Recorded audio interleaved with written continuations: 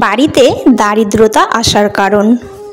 উল্টো ঘুমানো, সর্বদা পেটে ভর দিয়ে ঘুমানো, দরজার দিকে পা রেখে ঘুমানো, সবসময় দাঁত দিয়ে নখ কাটা, রাতের খাবারের পর বাসনপত্র পরিষ্কার না করে রাখা, ভালো সময়েও খারাপ চিন্তা করা, ঘরের প্রধান দরজায় অকারণে বসে থাকা, সর্বদা মিথ্যা শপথ করা, বাড়িতে মাকড়সার জাল জমে থাকা, রসুন, পেঁয়াজ এবং শাকসবজির খোসা পোড়ানো, নদী বা পুকুরে স্নানের সময় প্রস্রাব করা, বাড়িতে তাজমহল এবং ডুবন্ত জাহাজের ছবি রাখা, শোবার ঘরে কোনো মৃত ব্যক্তির ছবি লাগিয়ে রাখা, ভাঙা জিনিস ব্যবহার করা, ঘরে আবর্জনা জমিয়ে রাখা, সন্ধ্যার সময় শুয়ে থাকা,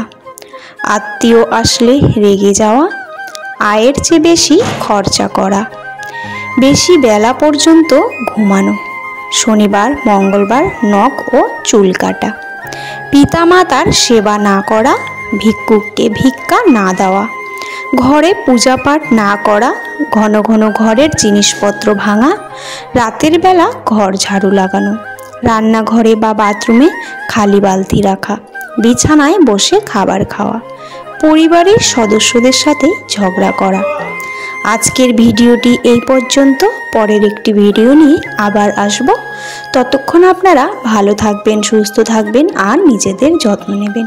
আর আমার ভিডিওটি যদি ভালো লাগে তাহলে চ্যানেলটি সাবস্ক্রাইব করে পাশে থাকা বেল আইকনটি প্রেস করে দিবেন। আমার পুরো ভিডিওটি দেখার জন্য আপনাদের অসংখ্য অসংখ্য ধন্যবাদ। পুরো ভিডিওটি দেখে কমেন্টে জয় শ্রীকৃষ্ণ লিখতে ভুলবেন না। ধন্যবাদ।